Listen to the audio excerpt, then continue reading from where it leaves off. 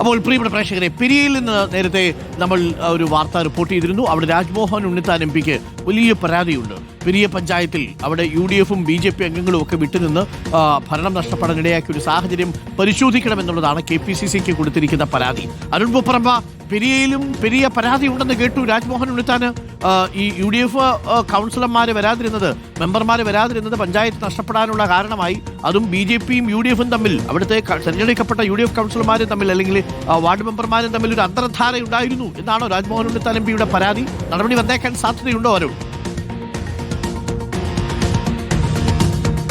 അരുൺകുമാർ, ഈ പുല്ലൂർ പെരിയ പഞ്ചായത്തുമായി ബന്ധപ്പെട്ട് കോൺഗ്രസിന് മുന്നിൽ രണ്ട് പ്രശ്നങ്ങളും പ്രതിസന്ധികളുമാണ് നിലവിലുള്ളത്. ഈ പുല്ലൂർ പെരിയ പഞ്ചായത്ത് മറ്റ് സാധാരണ ഒരു പഞ്ചായത്ത് എന്ന നിലയിൽ കോൺഗ്രസിന് കാണാൻ സാധിക്കില്ല. ശരത്ലാലും കൃപേഷും രണ്ട് രക്തസാക്ഷികൾ ഉള്ള ഇടമാണ് പുല്ലൂർ പെരിയ പഞ്ചായത്ത്. അവിടെ ഇരട്ട കൊലപാതകത്തിന് ശേഷമാണ് LDF-ൽ നിന്ന് കഴിഞ്ഞ തവണ UDF ആ പഞ്ചായത്ത് തിരിച്ചു പിടിക്കുകയും ചെയ്തു. ഈ തവണ 19 സീറ്റുകളിൽ 9 സീറ്റ് LDF-നും 9 സീറ്റ് UDF-നും 1 സീറ്റ് BJP-ക്ക് എന്ന നിലയിലായിരുന്നു ആ കക്ഷി നിലയിൽ ഉണ്ടായിരുന്നത്. പക്ഷേ അവിടെ കോൺഗ്രസിനിടയിൽ ഈ പഞ്ചായത്ത് പ്രസിഡന്റിനെ ചൊല്ലിയുള്ള വലിയ തർക്കം അത് ഭിന്നതയായി മാറുന്നു.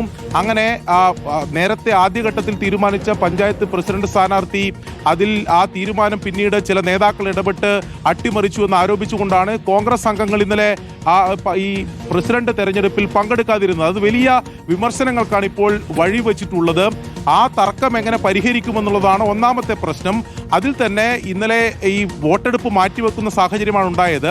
അത് കോറം തികയാത്തതിനെ തുടർന്നാണ് വോട്ടെടുപ്പ് മാറ്റിവെച്ചത്. 9 LDF അംഗങ്ങളും അവിടെ ഈ വോട്ടെടുപ്പിന് വേണ്ടി, ഈ തെരഞ്ഞെടുപ്പ് നടപടികൾക്ക് മുമ്പ് അവിടെ എത്തിയിരുന്നു. ഒരു BJP അംഗവും അവിടെ ഈ പഞ്ചായത്തിൽ എത്തിയിരുന്നു. പെട്ടെന്ന് BJP അംഗം ഈ വോട്ടെടുപ്പ് നടപടിക്രമങ്ങൾക്ക് തൊട്ട് മുമ്പ് BJP അംഗം അവിടെ നിന്ന് ഇറങ്ങിപ്പോകുന്ന സാഹചര്യമാണ് ഉണ്ടായത്. അതുകൊണ്ട് ഈ 19 അംഗങ്ങളിൽ 10 പേരില്ലാതെ, അതിൽ 10 പേരുണ്ടായാൽ മാത്രമേ കോറം തികയുള്ളൂ. അതുകൊണ്ട് വോട്ടെടുപ്പ് മാറ്റിവെക്കുന്ന സാഹചര്യമാണ് ഉണ്ടായത്. അതായത് കോൺഗ്രസിലെ പ്രശ്നങ്ങൾ പരിഹരിക്കാൻ കഴിയാത്ത വന്നതോടെ തെരഞ്ഞെടുപ്പ് തന്നെ നടക്കരുത് എന്ന ഉദ്ദേശത്തോടു കൂടി കോൺഗ്രസിലെ അവിടുത്തെ പ്രാദേശിക ചില നേതാക്കളും BJP-യും തമ്മിൽ നടത്തിയ അന്തർധാരയുടെ ഭാഗമായിട്ടാണ് അത് സംഭവിച്ചത് എന്നതായിരുന്നു CPM-ന്റെ രാഷ്ട്രീയ ആരോപണം.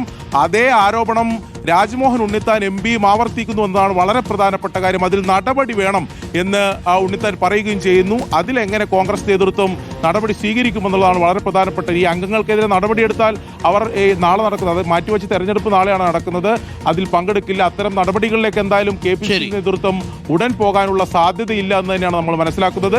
നടപടി എടുത്തില്ലെങ്കിൽ എന്തൊക്കെയാണല്ലേ നമ്മുടെ ചില പഞ്ചായത്തുകളിൽ നടക്കുന്നത്.